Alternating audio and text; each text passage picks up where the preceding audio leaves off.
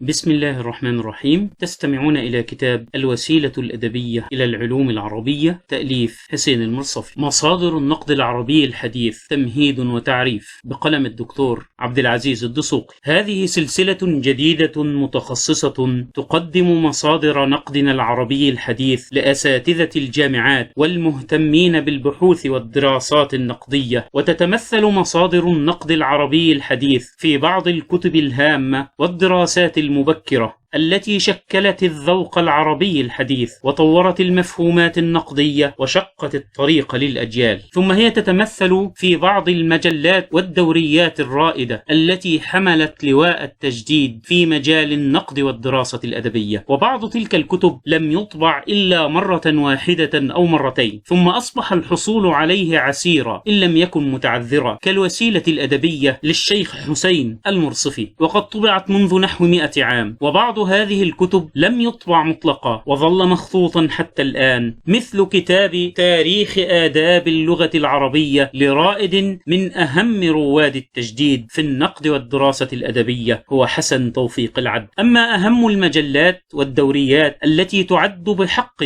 مصدرا من أهم مصادر نقدنا العربي الحديث فقد أصبحت مهددة بالتلف والانقراض. من أجل هذا مست الحاجة إلى صدور سلسلة جديدة متخصصة لتقدم للقارئ العربي أهم تلك الكتب والدوريات. وفي نيتنا أن نقدم في البداية من الكتب كتاب الوسيلة الأدبية إلى العلوم العربية من تأليف حسين أحمد المرصفي، وقد طبع الجزء الأول منه في عام 1875 ميلادية، وقد تم طبع الجزء الثاني في عام 1879 ميلادية. 2. تاريخ آداب اللغة العربية من تأليف محمد دياب، وقد تم تأليفه في عام 1897 وتم طبعه في عام 1901 ميلادية. 3. تاريخ آداب اللغة العربية من تأليف حسن توفيق العدل، وقد أنجزه في مطلع القرن العشرين ولا يزال مخطوطا، وقد اطلعت على نسخة منه كتبها بخط الرقعة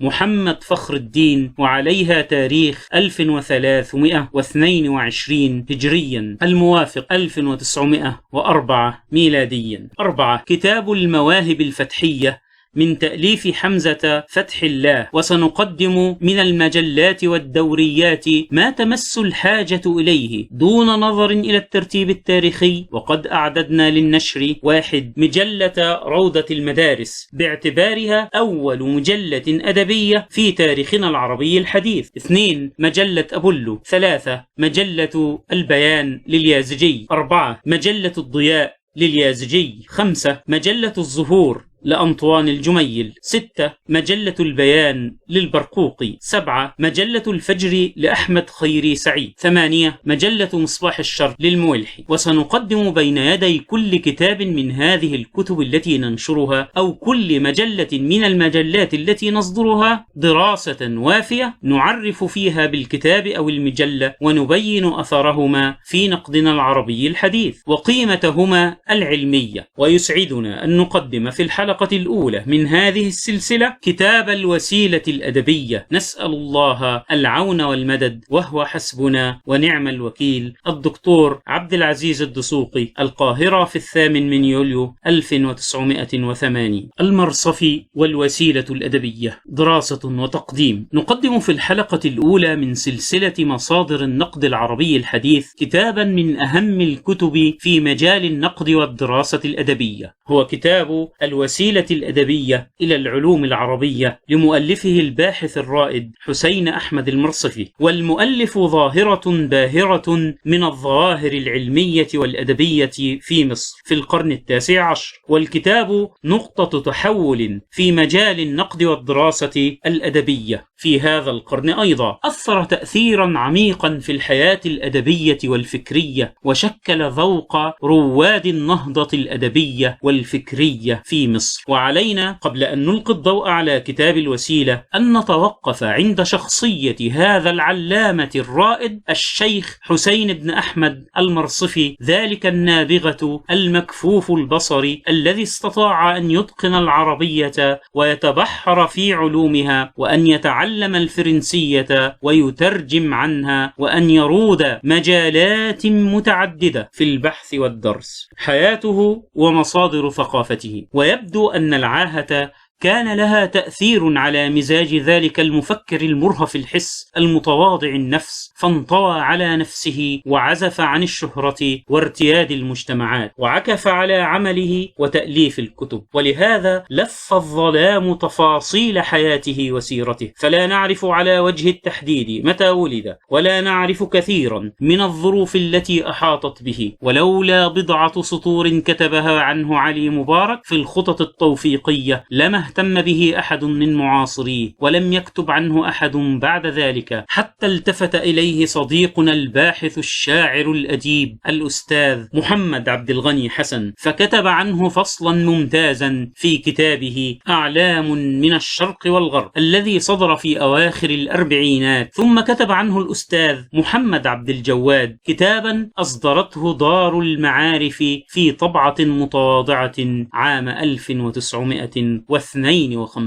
وكتب عنه المرحوم الدكتور مندور فصلا من الفصول التي كان ينشرها في أواخر الخمسينات عن النقد والنقاد المعاصرين، ثم جمعها في كتاب بعد ذلك. وقد عجب الأستاذ محمد عبد الغني حسن من إغفال مؤرخ الأدب تقديم ترجمة كاملة للشيخ، وقال: ويظهر أن الترجمات للشيخ حسين المرصفي كانت شاقة لمن جاءوا بعد علي مبارك باشا، فأغفله المرحوم جورجي زيدان بيك وهو يترجم لقرابة 90 علما من أعلام النهضة في كتابه المشهور تراجم مشاهير الشرق، كما تركه الأستاذ حسن السندوبي في كتابه أعيان البيان الذي ترجم فيه لطائفة من أعلام الأدب والشعر منذ عصر محمد علي. وأعجب من ذلك كله أن يتركه المغفور له أحمد تيمور باشا وهو يترجم ل24 عينا من أعيان العلم والأدب في كتابه تراجم أعيان القرن ال13 وأوائل ال14 الذي طبع بعد وفاته. وما زال حظ الشيخ المرصفي يضؤل من الأسطر ال9 التي تفرد بها علي مبارك باشا في خططه، حتى بلغ نصيبه 3 أسطر من الترجمة في كتاب الآداب العربية في القرن ال19 للأب لويس شيخو الياسوعي، وهو نصيب لا يقوم كفء ما أسداه الشيخ إلى دراسة تاريخ الأدب من خدمات، على أن مؤرخنا المنصف عبد الرحمن الرافعي بيك لم يفته وهو يترجم لأعلام الأدب في عصر إسماعيل أن يردد بضعة الأسطر التي جاءت في كتاب علي مبارك باشا، وهي المصدر الوحيد في ترجمة الشيخ الجليل. وقد عجب الأستاذ محمد عبد الجواد في كتابه عن المرصفي لهذا الإغفال أيضا، وراح يعلل ذلك بعدة تعليلات رآها سببا لهذا الإغفال، وهي ظاهرة تسترعي النظر حقا، ولكني لا أعتقد مع الأستاذين الجليلين أنها كانت سببا في إخفاء شيء من علم المرصفي أو فضله، فلا تزال كتبه المخطوطة والمطبوعة رغم عدم إعادة طبعها تحمل للأجيال ذلك الرصيد الحضاري الذي أضافه المرصفي لحياتنا وفكرنا. وأرى أن السطور التي كتبها المرحوم علي مبارك عن هذا الرائد الكبير تكفي لتحديد ملامح حياته ومعالم ثقافته ونباهة شأن أسرته، فقد تحدث عن والده الشيخ أحمد أبو حلاوة، وكان من كبار علماء الأزهر، وكان هذا المعهد العريق في هذا الوقت هو الجامعة التي تزود مصر والعالم الإسلامي برجال الفكر والثقافة. ومعنى أن يتحدث علي باشا مبارك في خططه عن الشيخ أحمد أبي حلاوة والد المرصفي أنه كان من أعيان الفكر والثقافة، وكان مرموقا بارزا في الحياة الاجتماعية. ثم استطرد بعد الحديث عن والد المرصفي إلى الحديث عنه قائلا: وقد ترك ابنه العلامة الشيخ حسين من أجلاء العلماء وأفضلهم، له اليد الطولى في كل فن، وقل أن يسمع شيئا إلا ويحفظه، مع رقة المزاج وحدة الذهن وشدة الحذق. اجتهد في التحصيل وحفظ المتون حتى متن جمع الجوامع وتلخيص المفتاح، وتصدر للتدريس، وقرأ بالأزهر كبار الكتب كمغني اللبيب في النحو لابن هشام، وله تآليف مفيدة أجاد فيها وأفاد، منها كتاب الوسيلة الأدبية في علوم العربية، جمع فيها نحو 12 فنا، وتكلم باللسان الفرنساوي، وقرأ الخط العربي والفرنساوي في أقرب زمن مع انكفاف بصره، وهو حروف اصطلح عليها اصطلاحا جديدا تدرك بالحس باليد. وقد أنشأ الخديوي إسماعيل من ضمن ما أنشأ من المدارس مدرسة للعميان يتعلمون فيها هذا الخط مع فنون أخر. وكان الشيخ حسين معلم العربية في دار العلوم وبالمدارس الكبرى وبمدرسة العميان. ولا شك أن هذه المعلومات التي ذكرها علي مبارك تمثل أهم الحقائق التي يحتاج الباحث إليها من سيرته ومصادر ثقافته ودراساته، ويمكن أن نضيف إليها بعض التفصيلات الأخرى نستقيها من الرسالة الجيدة التي ألفها عنه المرحوم محمد عبد الجواد، وبعض المصادر الأخرى التي تناولته. وسيبقى تاريخ مولده غامضا مجهولا، وقد ولد كما نرجح في مطلع العقد الأول من القرن 19 نحو عام 1815، وانتقل إلى رحاب الله يوم الأحد 5 من جمادى الثانية عام 1307 هجريا، الموافق 26 من يناير عام 1890 ميلادية. أما ثقافته فكانت كما ذكر علي مبارك هي الثقافة الأزهرية، حفظ القرآن والمتون والتحق بالأزهر، وكان والده من كبار العلماء، فكان من الطبيعي أن يلقى من العناية والرعاية ما يدفعه دفعا إلى التفوق والنبوغ.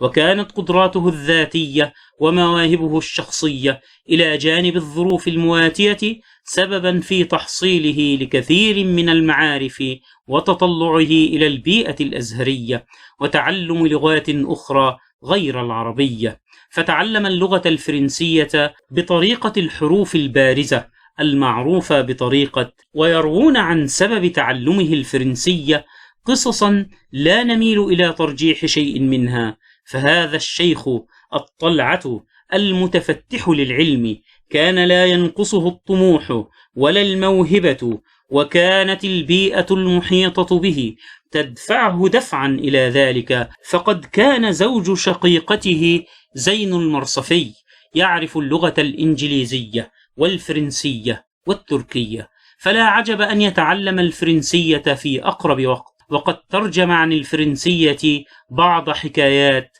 لافونتين. وقد نقل الأستاذ محمد عبد الجواد في كتابه عن المرصفي بعض النصوص الفرنسية وترجمة المرصفي لها، وهي تؤكد قدرته على الترجمة وممارسته لها.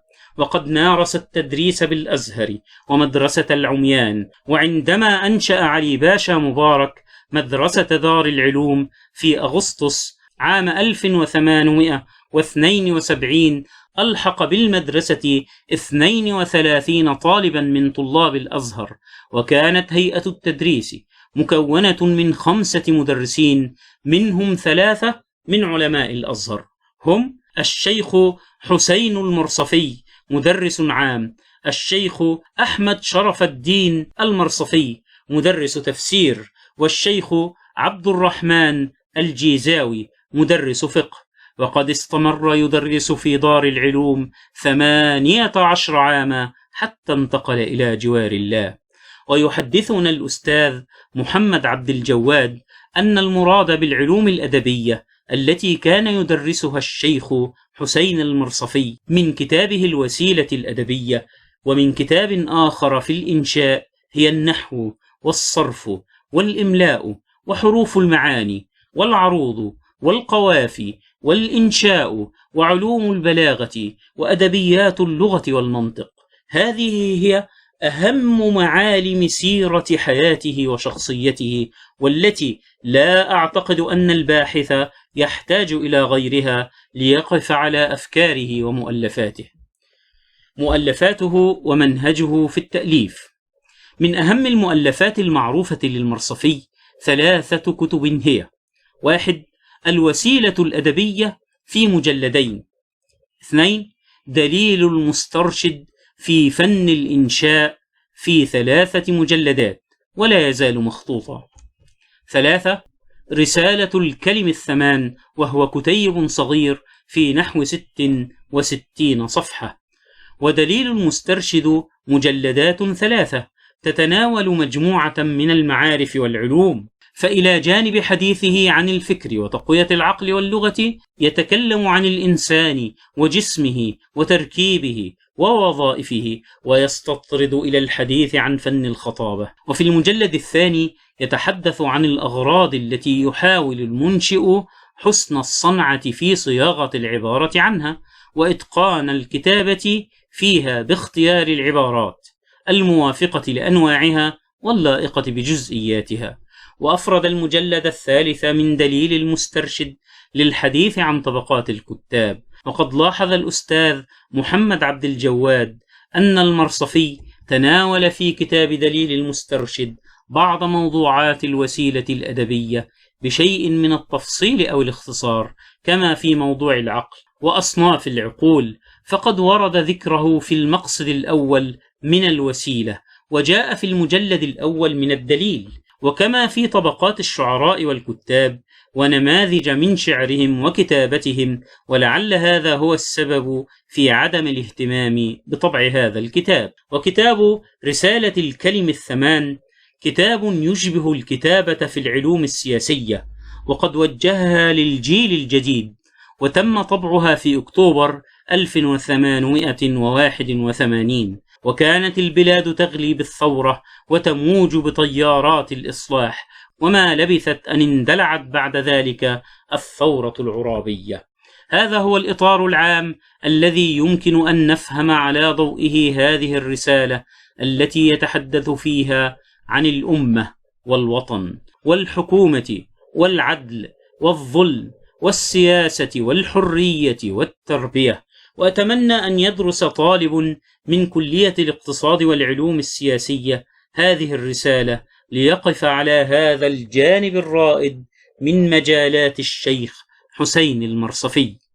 أما كتاب الوسيلة الأدبية فهو أهم كتب الرائد العظيم وأشهرها، وسنحاول أن نفرده بدراسة متأنية بعض الشيء حتى نقف على جوانبه المتعددة ونتعرف على عناصره الأساسية والموضوعات التي تناولها. دراسة تحليلية. والوسيلة الأدبية إلى العلوم العربية هي أهم كتب العلامة حسين المرصفي، وقد أخذت شهرتها والاهتمام بها من التأثير البالغ العميق الذي أحدثته في الحياة الأدبية، وقد صدرت في مجلدين 2. المجلد الأول وهو صغير الحجم في 215 صفحة، أي نحو ربع المجلد الثاني، وصدر في مطبعة المدارس الملكية عام 1289 هجريا الموافق 1872 ميلاديا، كما هو مكتوب على الصفحة الأولى بعد الغلاف، أي صفحة الغلاف الداخلي. ولكننا نلاحظ أن المشرف على طبعه قرر في نهاية الكتاب في صفحة 215 أن الكتاب قد تم طبعه في مطبعة المعارف الملكية في سنة 1292 هجريا الموافق 1875 ميلاديا، أي أن طبع هذا الجزء الصغير قد استغرق نحو 3 سنوات.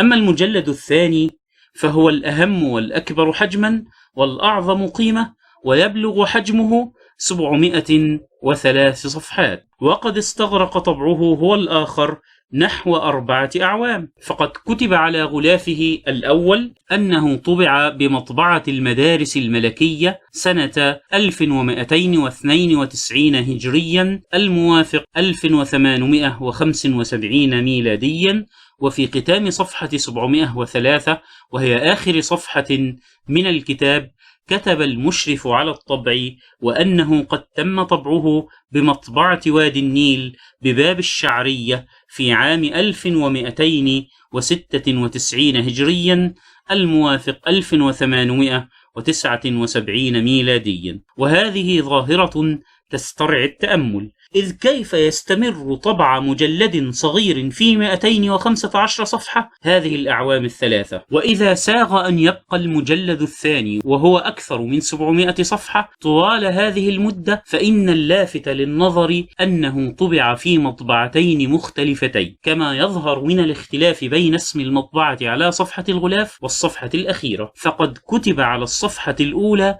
أنه طبع بمطبعة المدارس الملكية بضرب الجماميز، بينما كتب على الصفحة الأخيرة من هذا المجلد أنه طبع بمطبعة وادي النيل بباب الشعرية كما قلنا. على أي حال، هذه مسألة شكلية لا تتصل بموضوع الكتاب ولا بقيمته العلمية. أما الموضوع نفسه فيجب أن نتوقف عنده في ريث وأناه لنعرف كيف تمكن هذا الشيخ الأزهري المكفوف في القرن ال19 أن يقدم هذا الإنجاز الكبير في مجال النقد والدراسة الأدبية، وأن يقود من خلاله حركة البعث الأدبي، كما بينت ذلك في كتاب تطور النقد العربي الحديث في مصر. ولا أريد أن أعود إلى ما جاء في هذا الكتاب حول الوسيلة الأدبية والمرصفي، فالكتاب والرجل لا يزالان في حاجة إلى درس وفحص وارتياد جوانب جديدة تتصل بهما. على أي حال، نبدأ مع المجلد الأول من الوسيلة الأدبية. المجلد الأول، ولا بد من الإشارة إلى أن الأصل في كتاب الوسيلة الأدبية هي المحاضرات التي كان يلقيها المرصفي على طلبته في دار العلوم، وهي نفسها الفصول التي نشرت في روضة المدارس. وتلك الطبيعة الخاصة للكتاب هي التي أملت على المرصفي أن يجعل المجلد الأول بمثابة تمهيد للأفكار التي يريد أن يتحدث عنها، أو كالمدخل للفنون الأدبية التي تناولها بعد ذلك في المجلد الثاني. ولذلك اهتم بالقواعد وتعريفات العلوم، واهتم بالحديث عن بعض المسائل النظرية التي تتصل بالأدب ولا تدخل في مباحثه، واهتم أيضا بالتأصيل النظري للمعارف الإنسانية.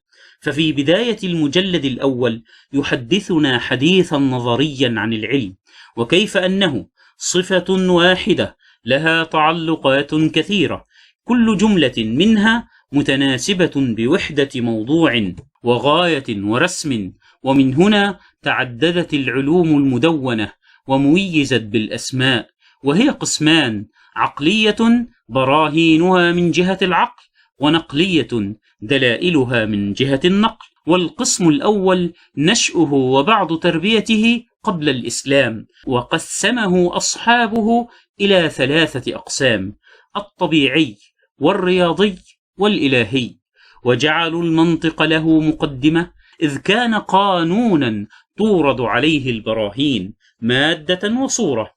والثاني نشأه وتربيته في الإسلام كتفسير الكتاب والسنة والأحكام الشرعية والعلوم الملقبة بعلوم العربية وفنون الأدب. ثم يواصل المرصفي بعد هذا التأصيل النظري تحديد العلوم التي سيتحدث عنها ووضع تعريفات لها.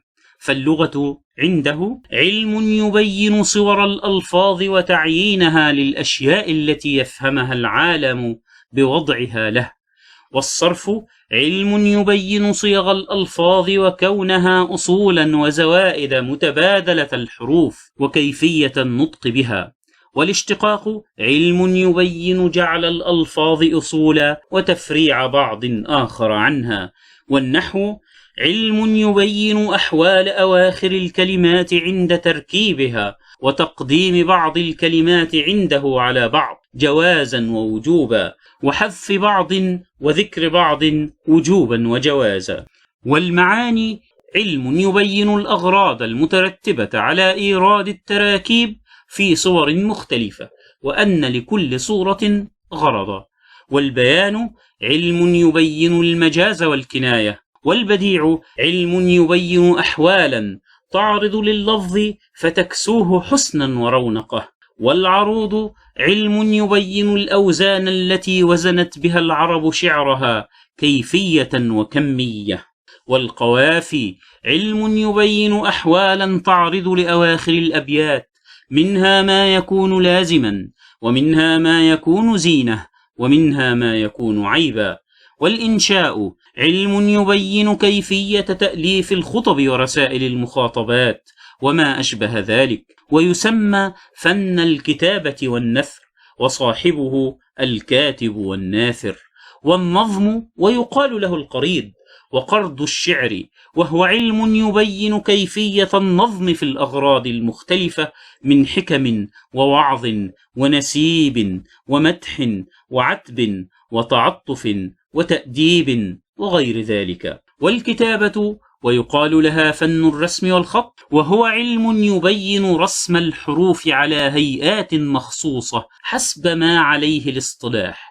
والتاريخ علم يبين أسماء مشاهير الناس وأزمنتهم وأمكنتهم وأعمارهم وأعمالهم. ولعل للتاريخ الإسلامي خصوصية أوجبت عدة من العلوم العربية، ولذلك أبدله بعضهم بالمحاضرات، وهي النوادر في الفنون المختلفة التي يحاضر بها بعض الناس بعضا في مصامرتهم.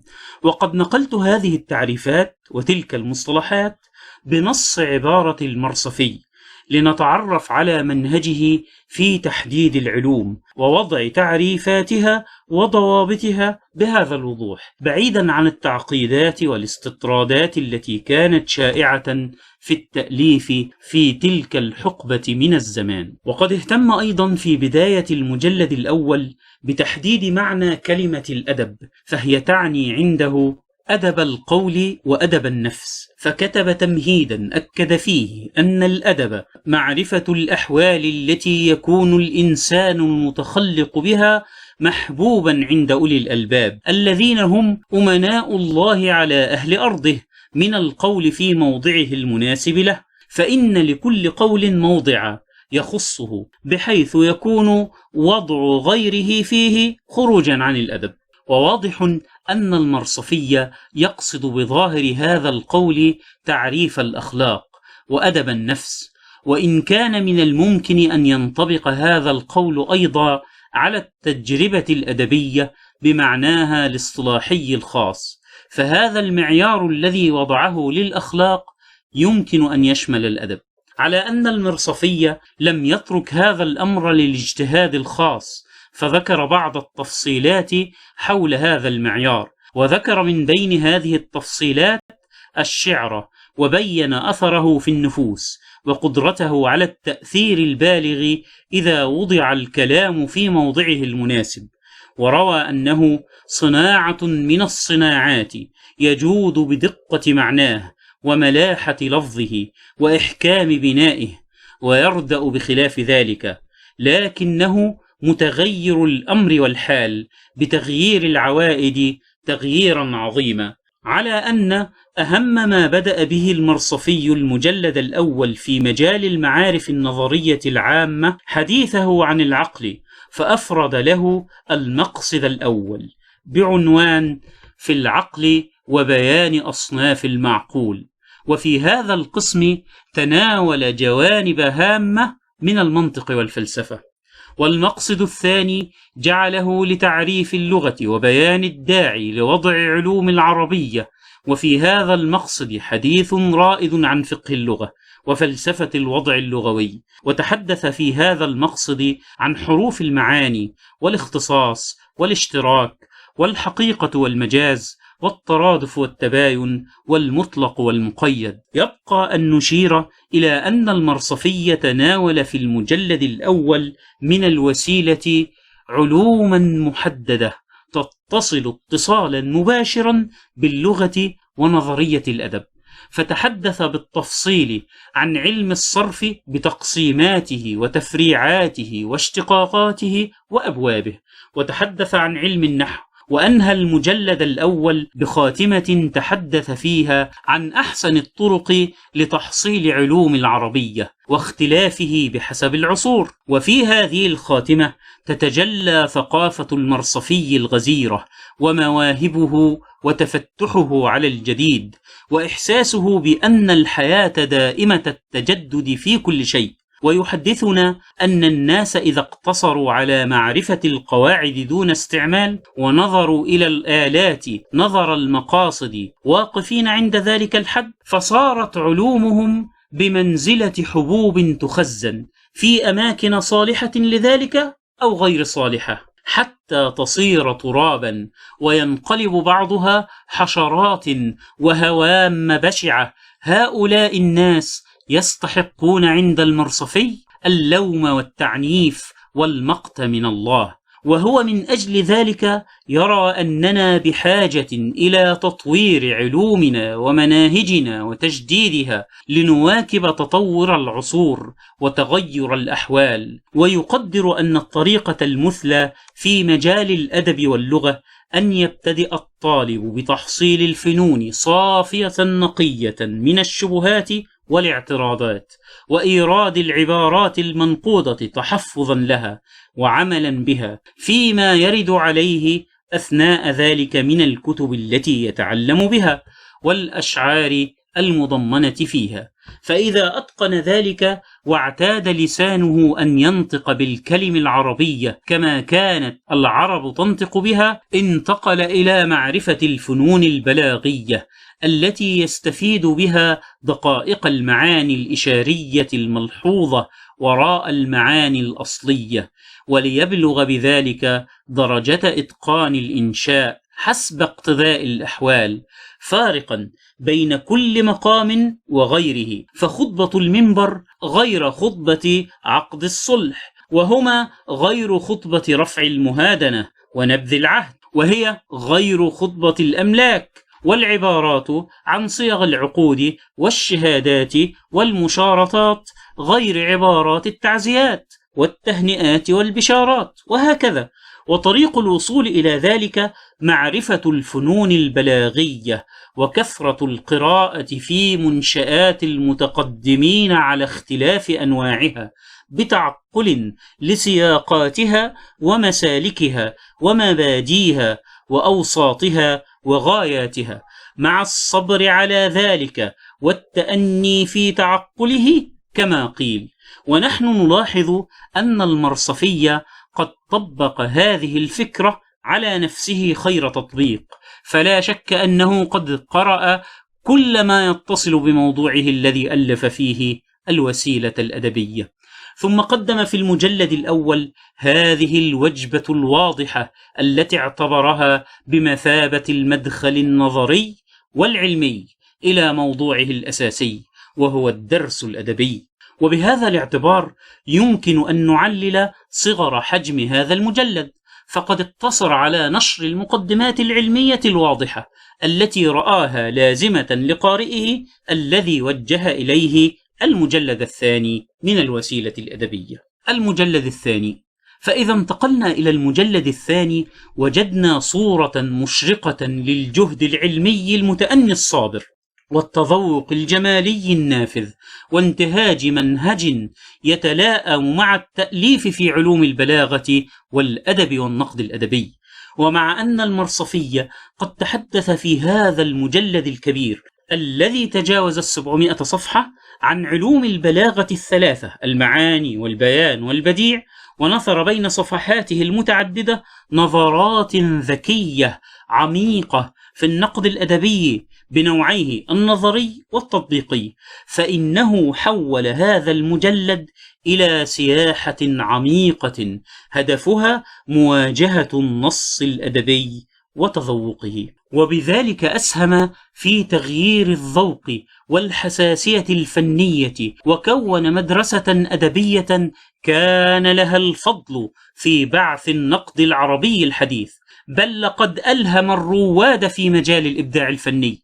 فلا شك أنه من مفجري طاقة البارود الشعرية، ومن الذين سددوا طريقه، والبارود كما نعرف رائد البعث الشعري. ومواجهة النص الأدبي وقراءته وتذوقه وبيان ما فيه مشكلة من أعقد المشكلات التي تواجه الآن نقدنا العربي الحديث، وبذلك يكون المرصفي من رواد النقد الجمالي. ولهذا يجب أن نتريث ونحن نعيد قراءة هذا المجلد الثاني من الوسيلة الأدبية، لنحدد بصورة دقيقة جهود المرصفي العلمية والأدبية. فلا شك أن هذا الكتاب ثمرة من ثمار تحصيله العلمي الموصول، وحصيلة ممتازة لتذوقه الأدبي والجمالي. بدأ هذا المجلد بما سماه المقصد الثالث في فنون البلاغة. تحدث فيه أولا عن فن البيان، وفي هذا الفن تناول المجاز والاستعارة والكناية. أما حديثه عن علم المعاني فقد تناول الجملة وأجزاءها: الجملة الشرطية، الذكر، الحذف، التقديم، التعريف، التنكير، التقييد، القصر، الجمل الإنشائية، كما تناول مواضع فصل الجمل، وتحدث عن الإيجاز والإطناب والمساواة. ثم تحدث بعد ذلك عن فن البديع، وقد أفرد لهذا الباب صفحات كثيرة تناول فيها ألوانا طائلة من البديع، مثل حسن الابتداء والجناس بأنواعه المختلفة، والاستطراد والمقابلة والاستخدام والافتنان واللف والنشر والاستدراك والتوشيح والتذييل والتورية والإيغال والتطريز والإبداع والتجريد والترصيع والتمكين والاحتراس، وغيرها من أصناف البديع الكثيرة. ثم تحدث بعد ذلك عن فن العروض والقافية، ففصل الكلام عن موسيقى الشعر العربي وبحوره والقافية والتجديد في هذا الفن. بعد هذا الباب تناول بالحديث ما سماه المقصد الرابع في الكتاب، وهو حديث مستفيض عن الإملاء.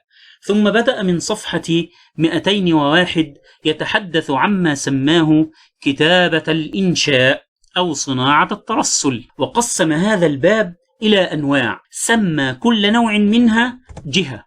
الجهة الأولى فيما يجب تحصيله على من يريد أن يكون كاتبا، وتحدث في هذه الجهة عن صناعة الشعر، وأفاض في نقل قصائد لمشاهير الشعراء، ونقل كثيرا من الأمثال العربية وتناولها بالدرس والتحليل. وفي هذه الجهة تحدث عن الشعراء وقسمهم إلى 3 طبقات.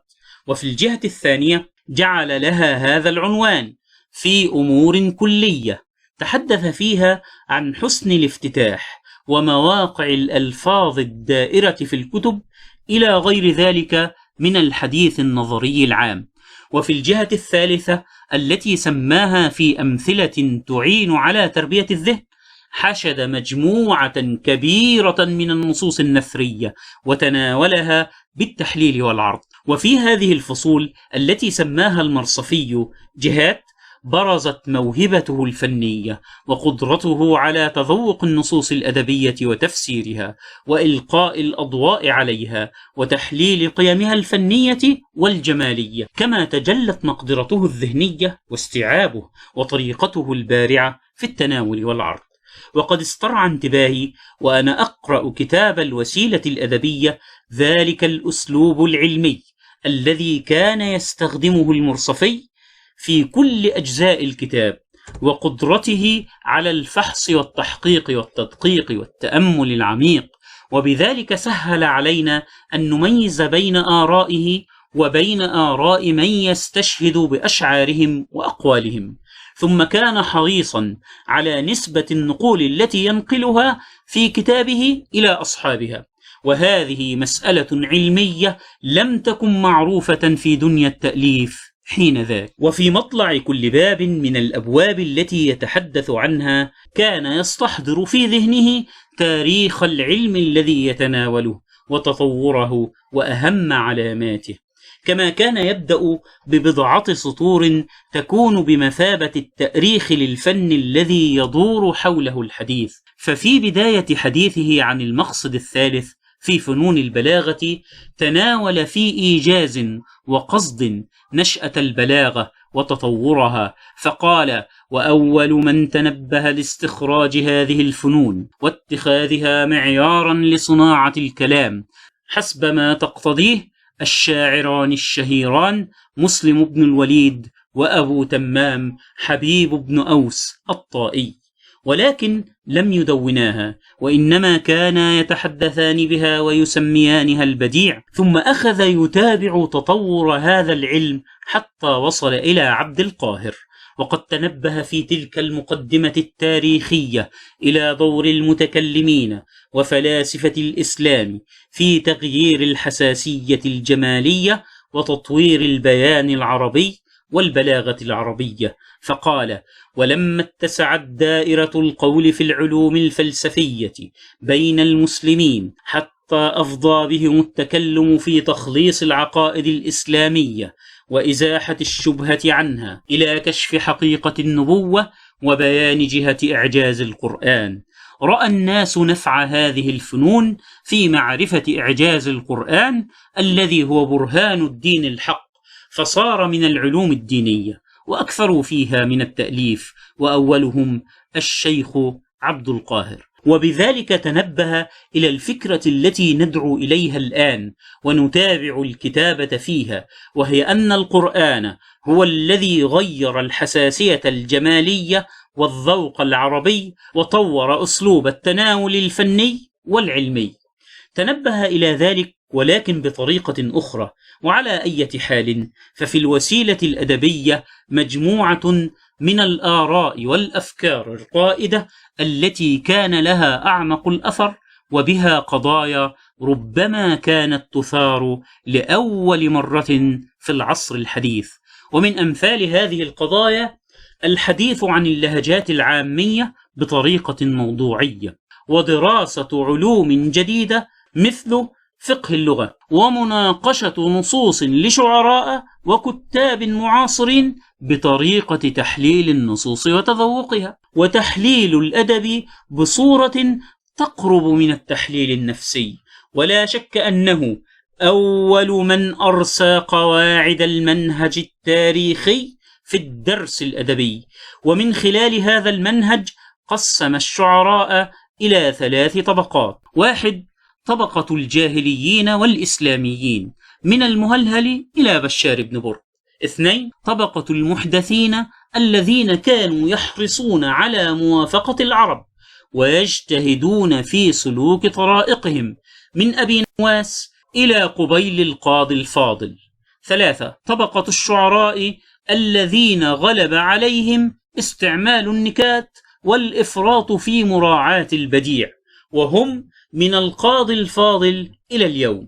وتتبع المرصفي خصائص كل طبقة من هذه الطبقات، وبذلك فتح المجال واسعا أمام الذين جاءوا من بعده من تلاميذه وغيرهم في دراسة الأدب من خلال المنهج التاريخي، فصاروا على نهجه أو استلهموا نظراته وأفكاره في الدرس الأدبي وتجاوزوها. وبذلك جاشت الحياة الأدبية بحركة البعث النقدي منذ أواخر القرن 19.